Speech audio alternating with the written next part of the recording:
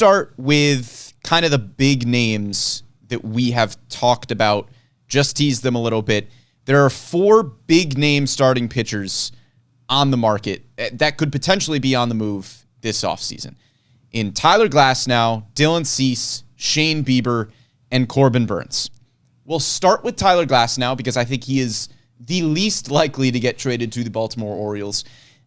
If nothing else, for the fact that he plays for the Rays, and I don't think the Rays are going to want to trade a very good starting pitcher to the team that just beat them for the division in the AL East. Yeah, Glasnow, a guy that, when healthy, can be one of the best pitchers in the game. Stands at 6'8", throws the ball incredibly hard, and has great stuff to boot.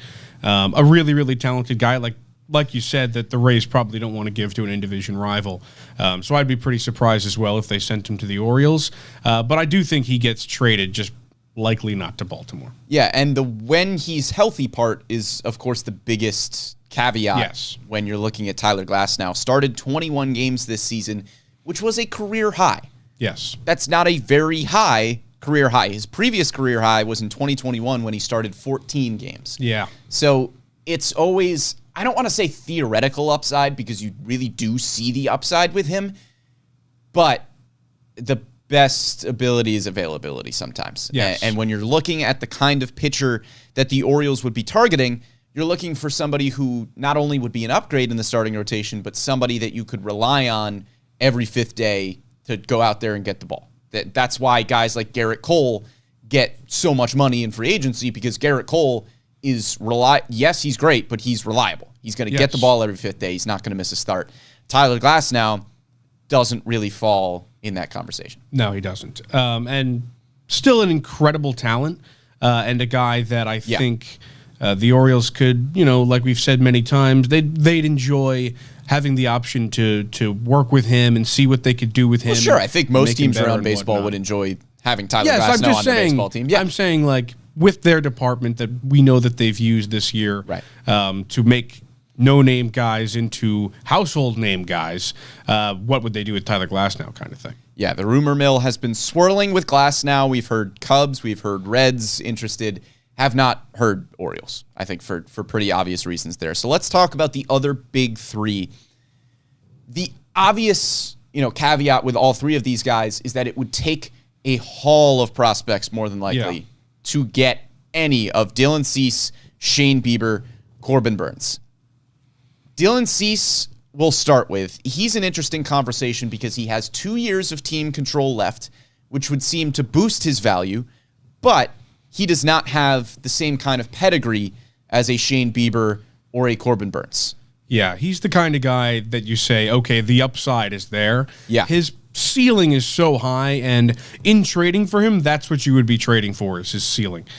Because while he has shown flashes of really, really great pitching, he has also shown that he struggled a little bit here and there. So he's a guy that it's in there, you just have to unlock it kind of thing. And the Orioles probably could do that, but is it worth sending a ton of prospects? And then also, in a situation like Dylan Cease, it's not really a rental.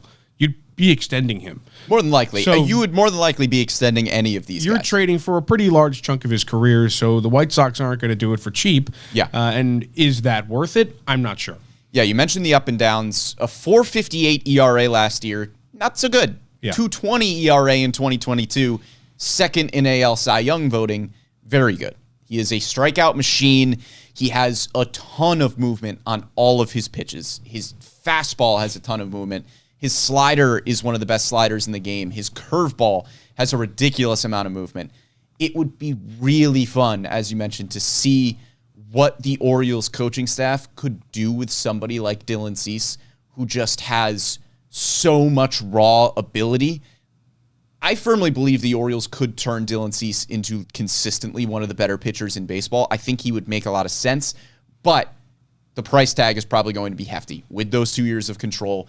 And you have to factor in the fact that you would have to extend Dylan Cease without really seeing a consistent track record of success. And yeah, that's where it gets sticky. Right. So I think we're on the same page there. Next guy on this list is Shane Bieber. Won the Cy Young back in 2020. Only 1 year left of team control. So again, it would either be a 1-year rental or you factor in the price of extending somebody like Shane Bieber. 3.80 ERA this season, really good walk rate, really good ground ball rate. His strikeout numbers, though, have dropped off pretty consistently over the past few years. Yes. So question marks there. Yeah, this is a really interesting case, right? Because you're looking at a guy who at one point he could have been named the most dominant pitcher in baseball back when he was going for Cy Youngs. Oh, yeah. He's now not, but he's a veteran that still has some left in the tank. Strikeout numbers have gone down. That's absolutely true, but his command is still there, and that's kind of what he's been touted as being, is the command guy. He can put the ball wherever he wants to put it kind of thing. And that's what won him those Cy Youngs. So Bieber, while is an incredible talent, I'm not sure. I'm thinking that Cleveland wants a big price for him. Yeah. This is you their would have guy. to imagine.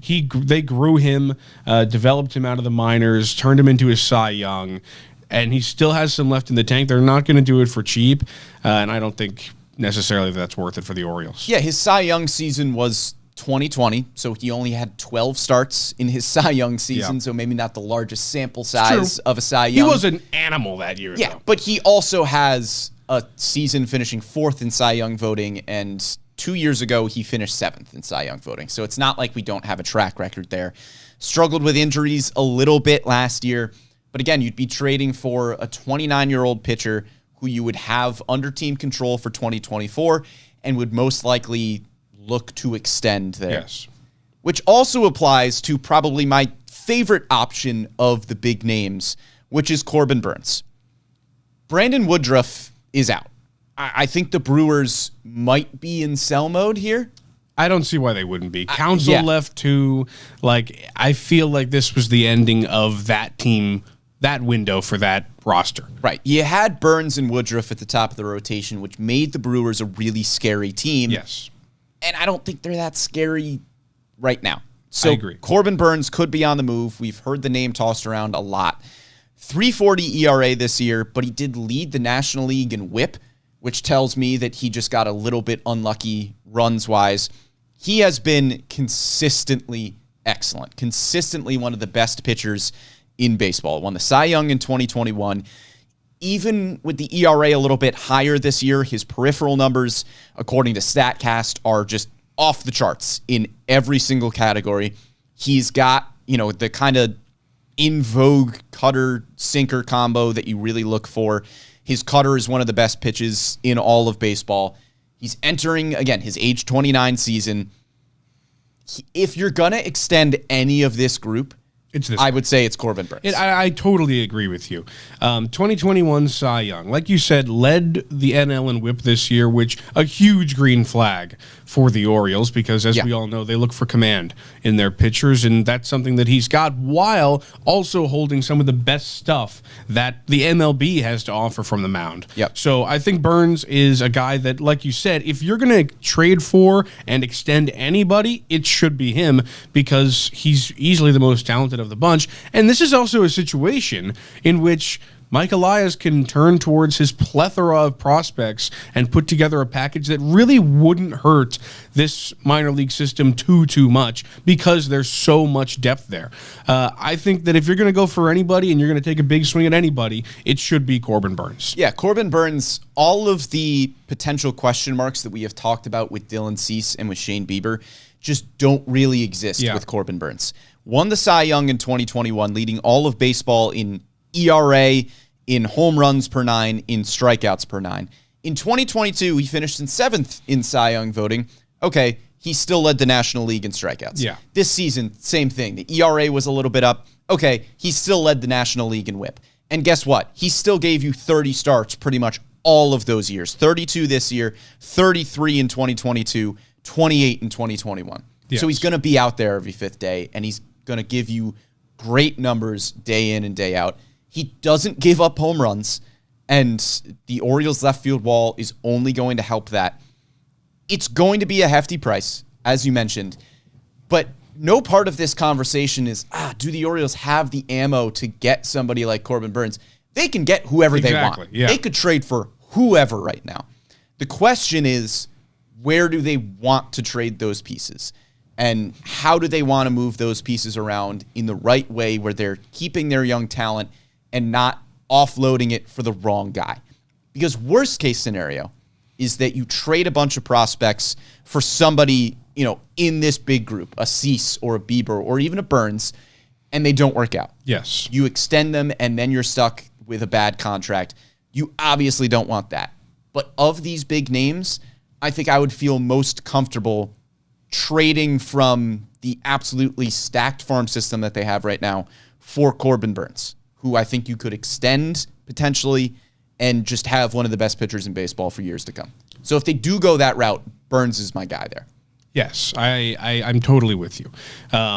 You would be trading for a guy who is a bona fide ace. Yeah. Right? I mean, this is a guy you can throw out every fifth day, and you can have pretty large comfortability that he's going to go out there and do a good job and give your team a chance to win, which in a season like this, you had Bradish doing that, you had Grayson doing that down the stretch, but coming into the year, those were still question marks. With Corbin Burnes, you'd be coming into the year knowing you've got an ace, and that's something that I think Baltimore would really gain an advantage from.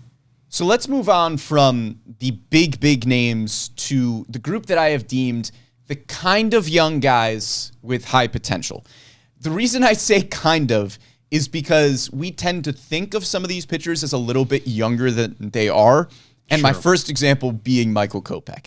Yeah. Michael Kopech is a former top prospect in baseball. And it seems like every year we kind of look at Kopech and we're like, this is the year. Yep. He's got it. He's got the stuff. This is the year he's going to put it all together. And then he's 28.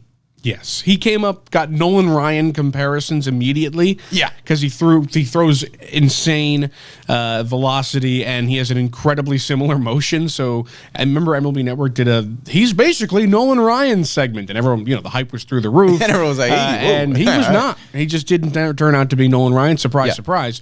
But he is still a guy that holds a lot of talent and could help a lot of big league clubs depending on the situation. He is a high velocity, good stuff guy who lacks a little bit of control. A 1.5 whip last year wasn't great. Led the American League in walks. Don't love it. But hey, Blake Snell led the National League in walks and won the Cy Young. So, that's a great point. I can't argue with that. I'm just telling you that. Yeah. But Kopech, if you were to bring him in, it would be a situation in which it would be a project, right? It wouldn't just be a plug and play kind of thing. Wow, we got Michael Kopech. The world has changed. It would be, all right, we've got to work with him to try and get those walk numbers down while also maintaining those strikeout numbers, because that's what makes him so valuable. So if you can do that, and this front office thinks they can do that, go for it, because I think that they have the prospects for it, and it wouldn't take a ton like a Cease or a Burnes would. So there's that. Yeah. A few things went into this name for me. It's intriguing. The White Sox are... What are the White Sox doing? I don't know what the White Sox are doing. I don't know what the White Sox are doing. I think you could trade for a White Sox starting pitcher at this point. And he's intriguing. I mean, he was pretty good in 2022, had a 3.54 ERA in 25 starts. Wasn't good this year. 5.43 ERA, led the American League in walks, as we mentioned. But there's got to be something there. And maybe it's too far down the line to think that Michael Kopech can still unlock something. But if there's anybody that's going to do it, it's the Orioles. Yes. And it's not going to cost a ton of prospects to get him, but it could be a fun project. And if it doesn't work, I think Kopech still has probably the floor of a high-end reliever. Yes, that's what I was going to say as well. If you throw him in the pen, he could be a really strong setup guy. Oh, yeah. So I think there's that to think about as well. And just going back to what the price tag might be, if it weren't to work out, you're not going to look at that trade and be like, wow, we gave up so-and-so and so-and-so. It would probably be not your, top-line guys that you'd have to think about giving up. So in that situation, it might be a little bit more worth it. Yeah, reminds me of... I think DL Hall still has more upside as a starter. I was going to say the same thing. But it reminds me a little bit of DL Hall, where if it doesn't work out in the starting rotation, you've got somebody who could potentially be like an unbelievable closer. Yes. So Michael Kopech, I think, would be worth taking a swing on. Another young guy that we have seen more upside from and a higher ceiling potentially is Mitch Keller. He throws a cutter sinker. I'm already interested. All-star this season, was awesome in the first half of the year, fell off a little bit in the second half of the season. Again, Mitch Keller, I think there is a possibility that he just re-signs with the Pirates for a while.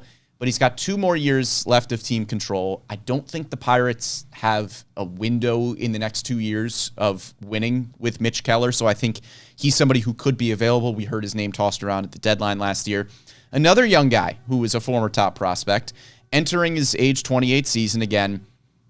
I think this is a trade that would make a lot of sense because of the potential again. I agree with you 100%. I think Mitch Keller would be a really great add. Yeah. This is a guy who had a really strong first half, a little bit lackluster second half, was an all-star last year. 2.5 walks per 9 is what the Orioles like to see. While his whip wasn't perfect, he wasn't walking a ton of guys. They can fix the hits. Walks become a little bit more difficult to fix. I think that when you look at guys who have left the Pirates as pitchers and have become great, there's some track record there. Yeah. You've got Glasnow, you've got Garrett Cole. I'm not necessarily saying he's going to be Garrett Cole, but he's going to take a similar path if he does get traded here from going to the Pirates to another team. I think Mitch Keller, like you said, while still pretty young, might have the rest of his career still ahead of him, you know? Yeah. He might have the best part of his career still to come. And I think that the Orioles would be a great team to unlock what he has left in the tank, because I think he's an incredible talent and a guy who could be a really top-line starter for the rest of his career. Yeah, and these guys that we're talking about in this category probably are not going to come in and be the ace of your staff. Correct. Eric on Facebook commenting that, he doesn't think somebody like Burnes or Cease are, quite good enough to trade maybe your top prospects for. So if you don't want to move a top prospect for one of those guys, this group could be somebody that you're looking at to say, okay, maybe you're not the number one. You've still got Bradish, you still got Grayson Rodriguez, even John Means, but maybe Kopech, Mitch Keller, Emerson Hancock, spoiler alert, could come in and be a number 3, a number 4. So I already spoiled it, but my next guy, and probably my favorite here at the end of our trade roundup here, we're going to give our personal favorites. Seeing a lot of comments on Facebook and YouTube, thank you for following along, about the Mariners as a potential trade target. The Orioles have a lot of good young hitters, to the point where somebody like Joey Ortiz, who is 25 years old and hit approximately 500 in AAA and plays elite defense at shortstop, can't even find an everyday role. Yes. The Seattle Mariners have a ton of good young pitching. They have George Kirby, who I think is untouchable, Logan Gilbert, Bryce Miller, Brian Wu, Emerson Hancock. That is 5 really good young pitchers. So the argument I'm going to make here for Emerson Hancock, I think you can pretty much swap out Wu, Gilbert, Miller, Hancock. They're pretty interchangeable. But the main takeaway here for me is just how good of a trade fit these two teams are. Somebody like Joey Ortiz starts on the Mariners tomorrow. Yes. He is their opening Absolutely. day third baseman immediately. And Joey Ortiz right now, because of how good the infield talent is in Baltimore, could be fighting for a utility role. And so with the Mariners as a trade partner, you could get a young starting pitcher with tons of years of team control. You don't have to worry about extending them at any point. You just get a young starting pitcher to insert into your lineup. Hancock is the one that I picked because of the pedigree. He's a former number 6 overall pick in the draft. He's just going to be 25 next year, had a 4.50 ERA in his 3 starts last year. His peripheral numbers, again, in a very small sample size, are great. He has a good sinker-slider combo. I think he has the pedigree. And again, you don't have to worry about team control at all because he would be on the team for a very long time. He's not even pre-arbitration eligible. Yeah.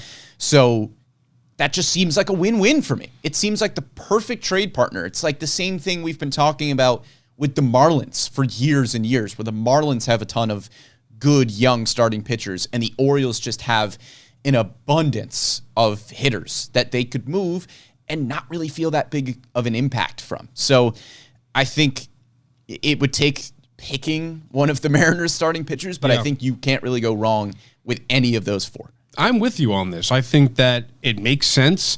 And like you said, they just traded Eugenio Suarez to the Diamondbacks, so they've got a hole there that Joey Ortiz could definitely fit in. Yeah. But I think the only snag you could run into here in a trade like this is Seattle looks down and says, we've got a 5-man rotation of some of the most talented young arms in baseball, and we want to keep it. Right. And whether or not they would do that is probably what makes or breaks this trade, because how often do you see a team develop a pitcher all the way to the majors only to trade him away? That's the only thing that's in my head. Like, I don't know if this happens kind of thing. Yeah. But it makes sense. On paper, it makes sense. We've got what you need. You've got what we need. Let's do something here. Yeah, and how many off seasons did we spend looking at the Marlins kind of having the same conversation? Yes. Where it was like, oh, you've got Edward Cabrera, you've got Sixto Sanchez, you've got Jesus Lazar, you've got a laundry list of pitchers. Sure. And, hey, you could use an outfielder, and we've got Colton Cowser, Heston Kjerstad, Anthony Santander, and we would throw out so many hypothetical trades that we thought could happen, and then it never did. Because if you have good young starting pitching, a lot of teams don't want to give that up, understandably so. Yes, and as Orioles fans, I think everybody around here knows that. Like, we don't give up our prospects either, or the guys that have just gotten to the majors. So, could be something that happens, though. And with both of these categories, with the big names and with the younger guys with a lot of high potential, you would still have to give up. Maybe not, you're not going to trade a Jackson Holiday. You're more than likely not going to trade a Colton Cowser or a Heston Kjerstad. But you would have to give up a prospect probably somewhere in your top 10 that you don't really want to part with. And the biggest hurdle, obviously, for Mike Elias is that you don't want to trade the wrong piece. Yes. Because regardless of the fact, maybe the Orioles just won't move Holiday, Cowser, Kjerstad. Maybe you say, all right, those guys are untouchable.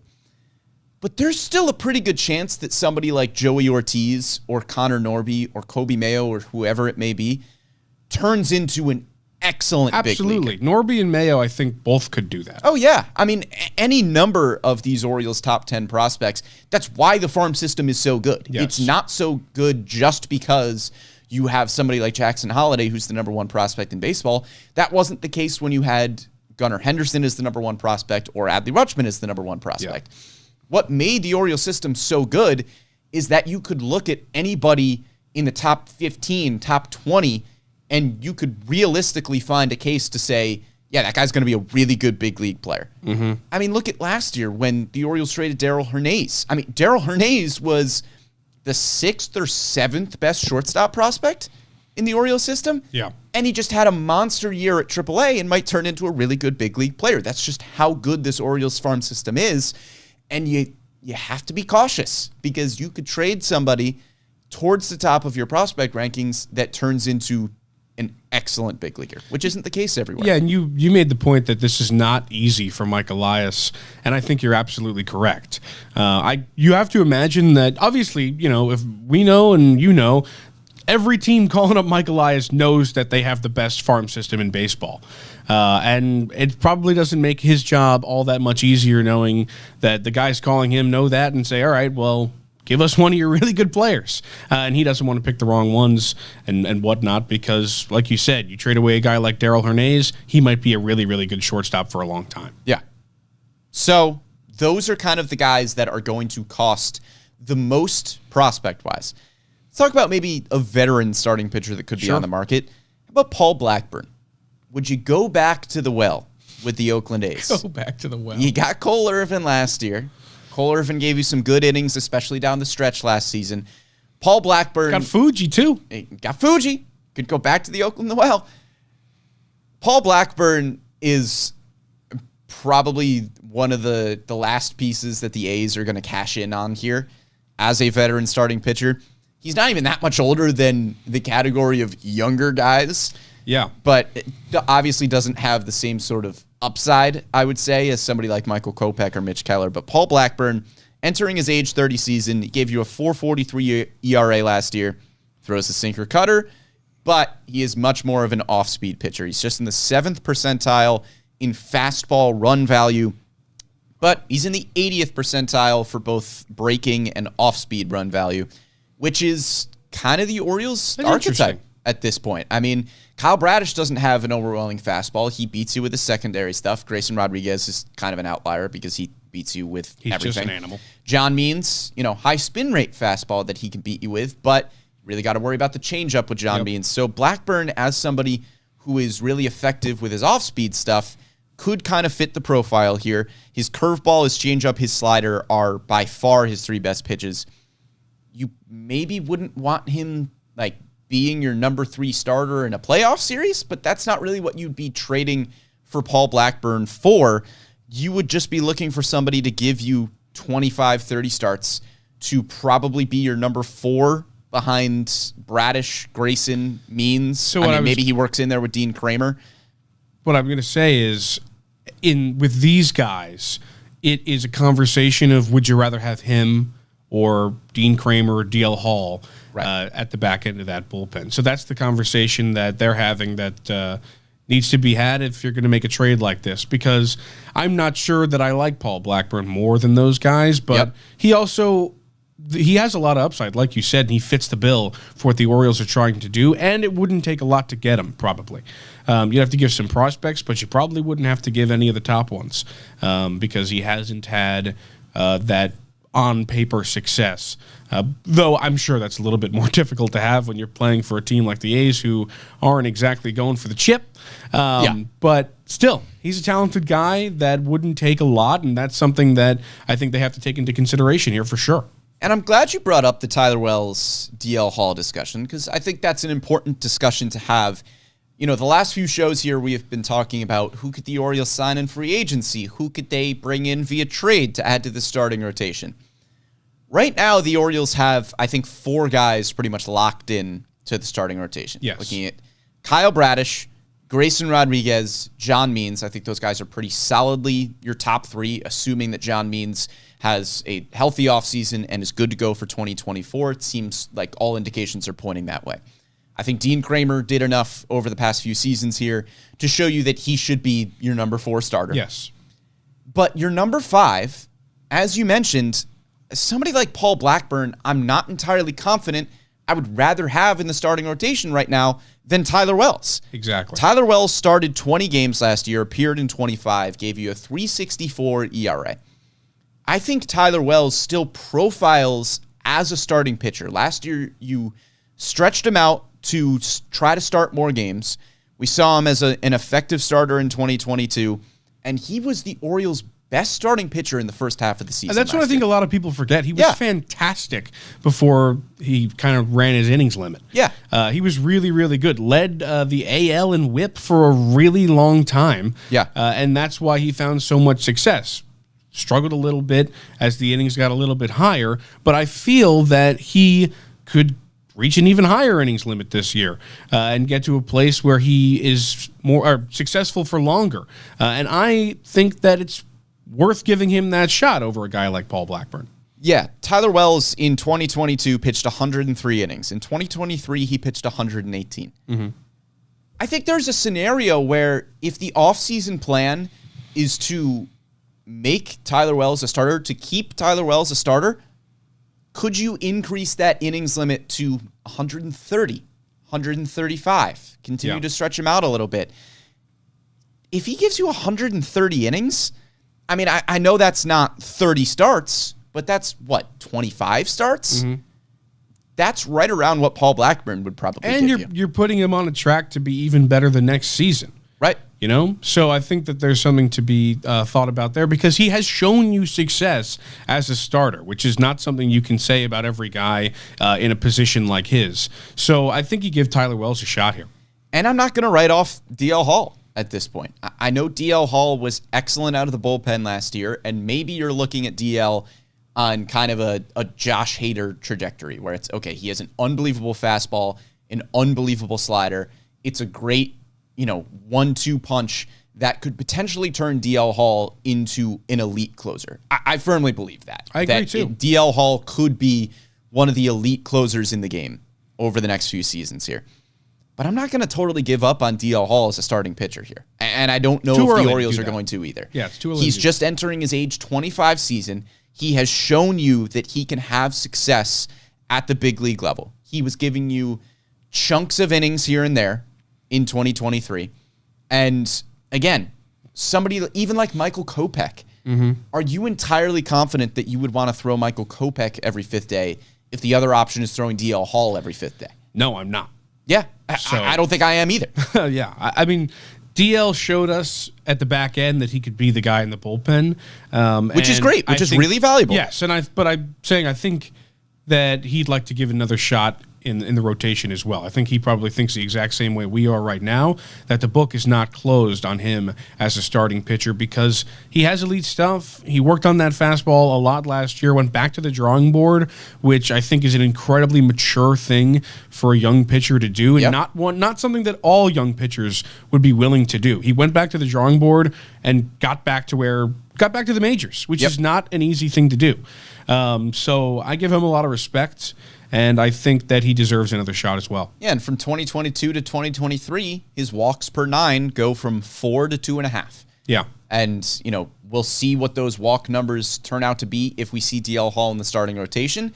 But even if you bring in a lower-end veteran, somebody like Paul Blackburn, who's not necessarily going to be in your top, 1, 2, or 3, he wouldn't even be guaranteed a starting rotation spot at this point. He would be in a fight with somebody like Tyler Wells or DL Hall, or even Cole Irvin could be in that conversation next year as well. I was about to say he might play that Cole Irvin role as well. Yeah, so I think it makes sense to bring in somebody that can give you starts, but Tyler Wells and DL Hall could do that too. Yes. And if the Orioles are going to trade for a starting pitcher, I think it's got to be somebody that you pretty convincingly say, yes, this is somebody that I'm comfortable slotting in over the kind of upside that we've seen from Tyler Wells and DL Hall. So with all that in mind, Bones. Yes. Give me your pick. If you are Michael Elias, congratulations. You've been named general manager of the Baltimore Orioles. Who are you putting your trade chips on the table for? Well, I do want to say one guy we didn't mention. But this isn't necessarily my pick. We didn't talk about Michael Wacha. We didn't talk about Michael Wacha for 2 seasons in a row had a low 3s ERA. Yeah. And I think he's a guy that you have to talk about because he could play a similar role to this team that a guy like Kyle Gibson did last year, where he's the veteran in the staff. And Kyle Gibson was Mr. Quality Start last year. Yep. He had tons of them. I believe it was close to 20, the number. And I think Michael Wacha could play a similar role. He had 2 really, really strong seasons. And he's a guy I might pick for my favorite pick, but I'm going to say I'm going to lay all my chips on the table right here. And Wacha is also a free agent, so that doesn't count in our who are you trading for. But brutal. I do like the Michael Wacha name. I got that confused. Yeah, the club, he did have a club option with the Padres that the Padres declined for the next 3 seasons. I'm going for Michael Wacha's still a good free agent option. Going for Corbin Burnes. Wow. I'm saying put it like this is your time. You just won 101 games. You have the most prospects of any team that you could trade. I'm saying go for it. Go get Corbin Burnes. He's the best pitcher on the market. Add him to your rotation and give yourself 3 guys who can be considered aces potentially if Grayson gets another really, really good season under his belt. I think if you have that plus this offense, you really don't have any weak spots on this team.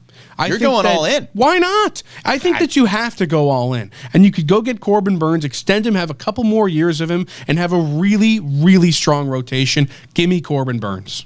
I like your argument. If the Orioles feel like this is the window and you need to go get an ace, I totally agree with you that Corbin Burnes of the Glasnow, Cease, Bieber, Burnes category is the one that I would 100% go for. If I'm looking to extend anybody, it's Burnes. I think he could consistently be one of the best pitchers in baseball for years to come. My pick is going to be a little bit safer than that, and I'm going to go with Emerson Hancock. Again, I think you could really swap out this name for any of the young starting pitchers in Seattle. It just makes too much sense. I know the Orioles and Marlins didn't end up doing a trade after we talked about it for how many off seasons. But this, again, we've talked about prospects like Joey Ortiz. Joey Ortiz starts for the Mariners tomorrow. Joey Ortiz is such a good player. You have so many prospects like that you could potentially move for a starting pitcher if that's the direction you want to go. If you end up keeping Joey Ortiz, Kobe Mayo, Connor Norby, guys like that, I still firmly believe that Joey Ortiz will have a role on this team and he's going to be a really good player. I'm not saying go move him.